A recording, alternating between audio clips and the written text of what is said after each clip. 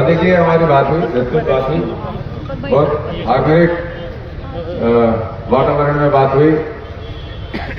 मैं जानता हूं सब लोग, आप लोग उपस्थित हैं, बहुत चिंता कर रहे हैं।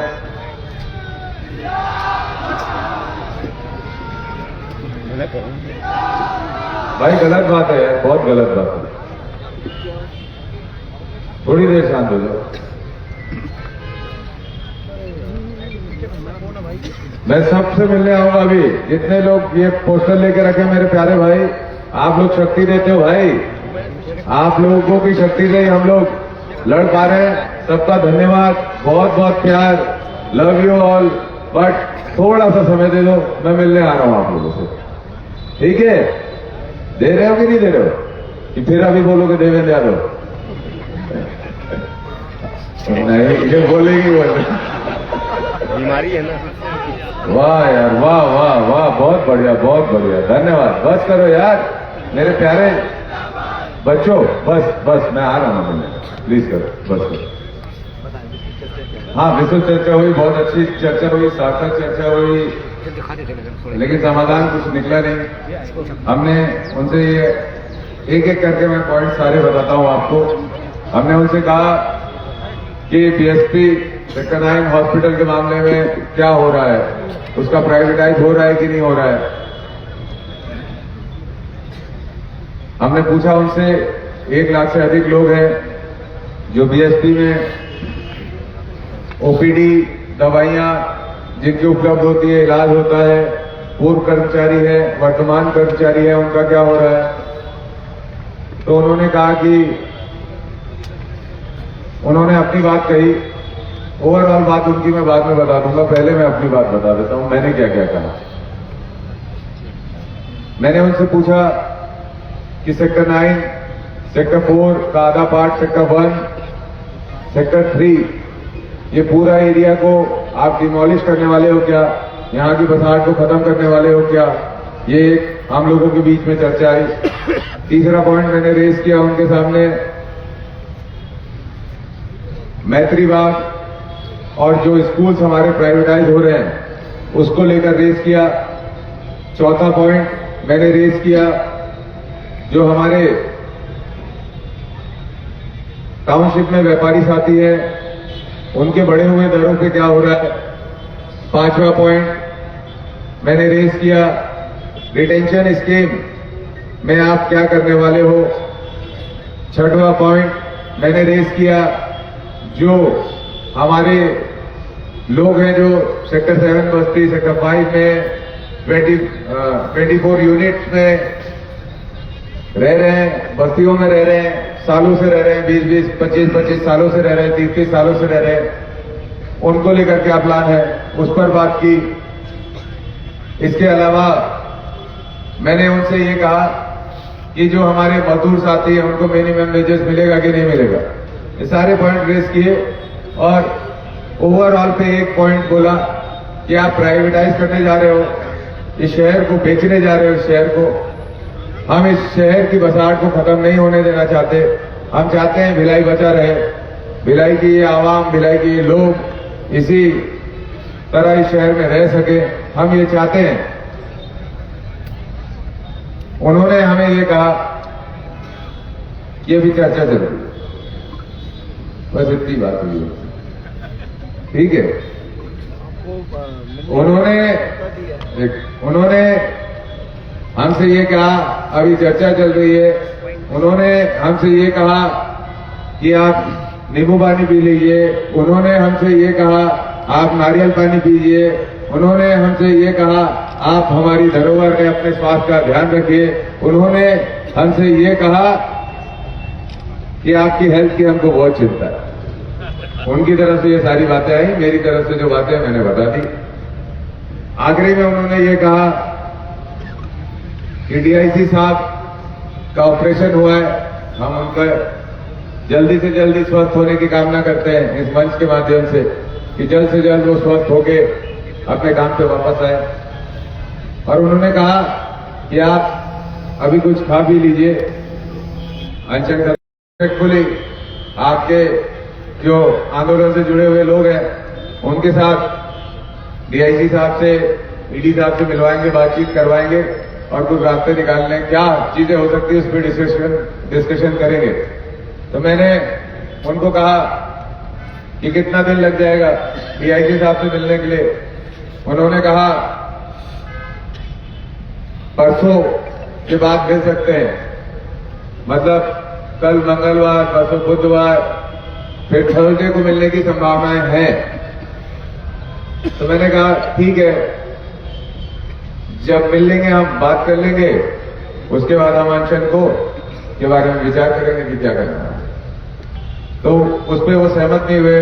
उन्होंने फिर से कहा आप नींबू पानी पी लीजिए, आप नारियल पानी पी लीजिए, आप इलेक्ट्रॉल पी लीजिए, आप कुछ खा लीजिए,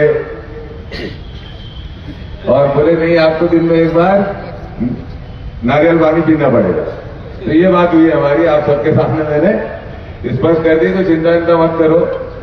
सुनो, मैं इतना कमजोर नहीं हूं, इस बात को याद रखना। आप सबकी ताकत मुझे मिल रही है रोज, जो रोज ऊर्जा बढ़ाती है मेरी। रोज थकता हूं और रोज जिंदा हो जाता हूं, फिर से उससे ज्यादा ऊर्जा से जिंदा हो जाता हूं, क्योंकि आप लोग जिंदा करते हो, रोज जिंदा करते हो मुझे। और ये मैं फिर से बता रहा हूं, ये आंदोलन सार्थक चर्चा से निकलेगा। मध्य मार्ग निकालना पड़ेगा, चर्चा करनी पड़ेगी, धैर्य रखना पड़ेगा, अपना समय देना पड़ेगा, और कुछ नहीं लगेगा इसके अलावा। धैर्य और समय। सत्याग्रह ऐसे ही नहीं लिखा मैंने इस पे, गांधी का मार्ग ऐसे ही नहीं चुना मैंने। देश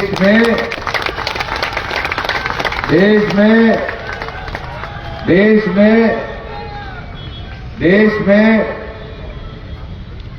आज का जो समय है, पूंजीवाद की ओर इतना ज्यादा बढ़ चुका है कि आपकी मेरी जिंदगियों का कोई मोल नहीं। हमारे जैसे लोग जितने भी मर जाएं, लेकिन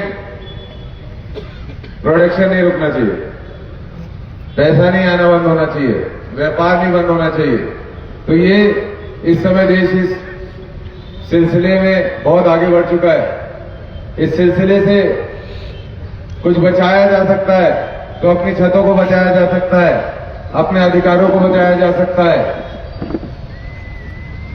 अपने भविष्य की सिक्योरिटी को बचाया जा सकता है। तो उसके लिए जो रास्ता होगा वो यही रास्ता होगा, शांति का, खुद को कष्ट पहुंचाने का, इंतजार करने का, और जब बात करने का मौका मिले तो समाधान निकालने का, की सोच के साथ बात करना, इसी से हल निकल सकता है। मैं आपको इस मंच से एक चीज का आश्वासन देता हूं, वचन देता हूं, इस शहर की बसाहट को मैं मिटने नहीं दूंगा, खत्म नहीं होने दूंगा। इस शहर में ही मुझे